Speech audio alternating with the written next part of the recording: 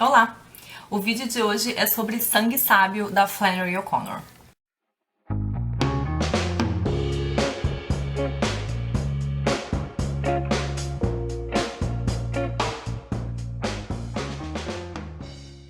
Bom, eu nunca li nada da Flannery O'Connor, eu achei esse livro num sebo em Lisboa e eu tinha percebido, assim, quando eu vi o título, de que ele não era um livro muito fácil de encontrar aqui, porque eu não me lembrava dele, né?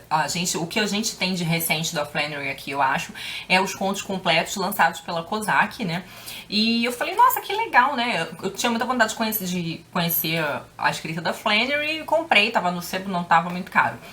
E quando eu li a sinopse, eu fiquei muito intrigada, porque a sinopse dizia que o romance tratava de fanatismo religioso e que um personagem, assim, meio incomodado com isso, né, com essa coisa do fanatismo religioso no sul dos Estados Unidos, tinha decidido criar a Igreja Sem Cristo, né? Então a sinopse do livro é de que esse veterano de guerra, ele é jovem, mas ele acabou de voltar da guerra e ele se chama Hazel Moulds.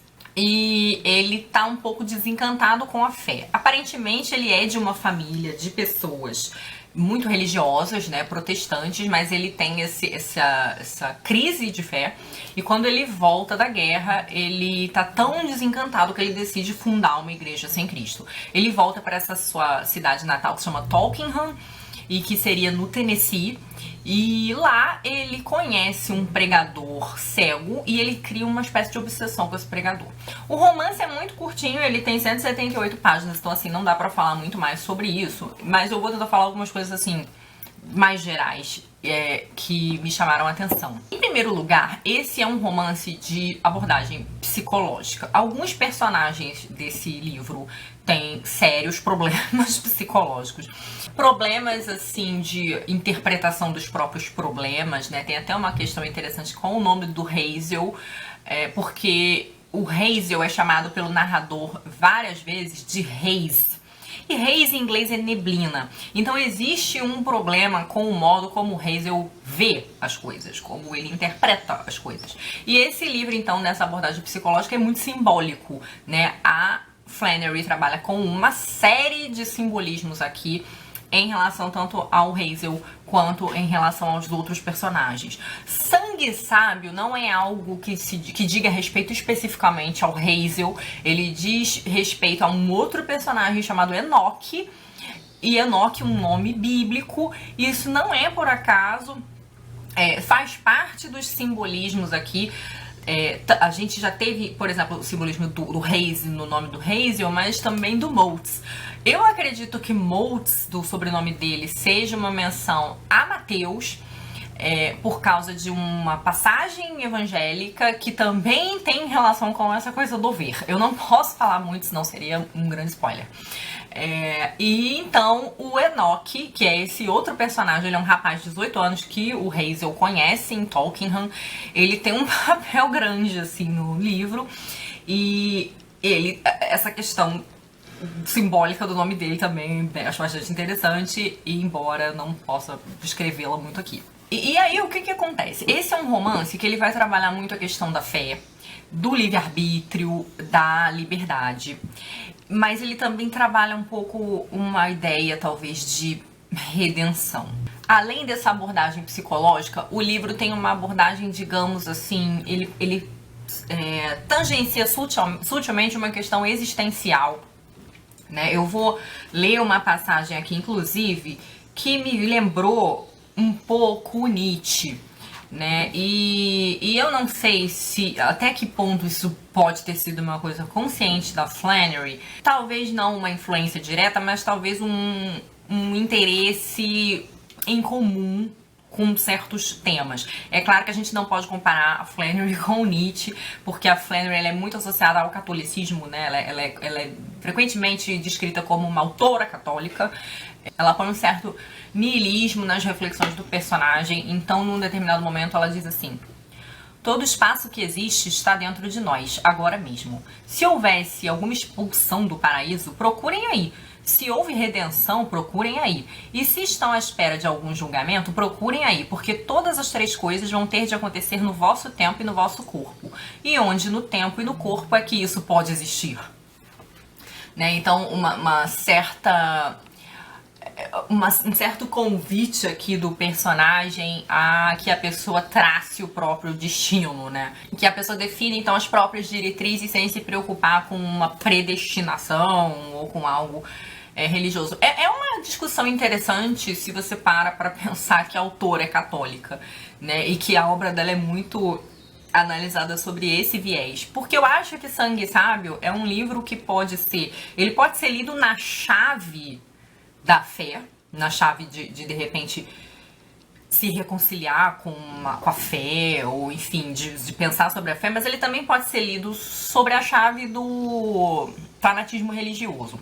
O mundo descrito nesse livro é um mundo cão, é um mundo bárbaro, né? As pessoas todas parecem que estão querendo comer umas às outras, né? É uma realidade terrível aqui, apesar de ser um microcosmos, né? Parece que a Flannery pega Tolkien como uma alegoriazinha do que é o mundo moderno, talvez, e pra então trabalhar essas questões aí de fé. Mas o que mais me chamou a atenção nesse livro, assim, fortemente, é que o livro ele tem um tom grotesco, né?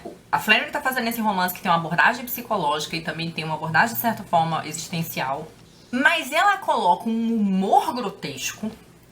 Ela coloca um certo simbolismos grotescos. O livro chega, por vezes, a ter um caráter um pouco mórbido.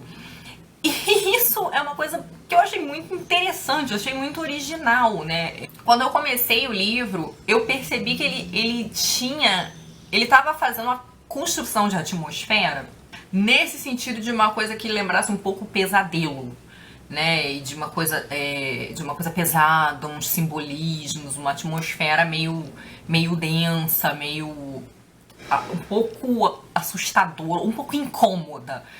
E de fato, conforme o livro se desenrola, as coisas vão ficando muito estranhas. Então, assim, é um romance muito incômodo nesse sentido. Mas eu gostei muito. Tem uma peculiaridade essa minha edição, porque assim, a Flannery, como o Steinbeck, tenta reproduzir a fala sulista dos Estados Unidos. E isso ficou super estranho aqui, porque isso foi feito no português de Portugal, né? Então, pra mim, soou um pouco estranho, teve um estranhamento extra, principalmente no início da leitura. Conforme eu fui lendo, eu me habituei e já estava entendendo um pouco melhor. Mas no início eu tive um pouquinho de dificuldade. Esse livro, ele também tem uns probleminhas, assim, de revisão, essa editora é a Cavalo de Ferro. Então ele tem uns erros de digitação. Mas eu sei que esse livro foi publicado já, se eu não me engano, na década de 2000 aqui, mas ele deu uma sumida das livrarias. Você procura ele e não encontra, ele tá caro nos sebos virtuais. Então, assim, é uma pena, eu não entendi muito bem porque que esse livro ficou esquecido por aqui. Eu, inclusive, percebi que esse livro também está esgotado em Portugal. Eu também pesquisei nas livrarias virtuais portuguesas e vi que ele também tá sumido por lá. E eu fiquei um pouco de pena, assim. Agora, uma coisa que eu descobri falando desse livro nas redes sociais é que esses dois personagens, o Hazel Motes e o Enoch Emery, eles estão presentes nos contos da Flannery. E eu não tenho aquele livro dos contos completos, já fiquei com uma dó tremenda por causa disso. Parece também um livro que tá esgotado, também procurei pra comprar e não encontrei. Então, assim, quem leu, me conte aí em que contexto esses personagens aparecem.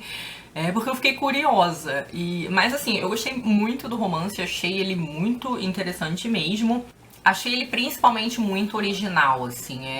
Eu gostei da abordagem. Eu tava conversando com meu namorado dizendo que o livro me lembrou um pouco os filmes do David Lynch, né? Então, assim, essa mistura de abordagem psicológica com um quê de grotesco, né? Então, assim, eu achei bem interessante. Se alguém já tiver lido, me diz aí o que achou. E quem já leu os contos, me conta aí em que contexto o Hazel e o Enoch aparecem nos contos, né? Já que eles parecem são personagens recorrentes. Tá bom? Beijos e até a próxima. Tchau.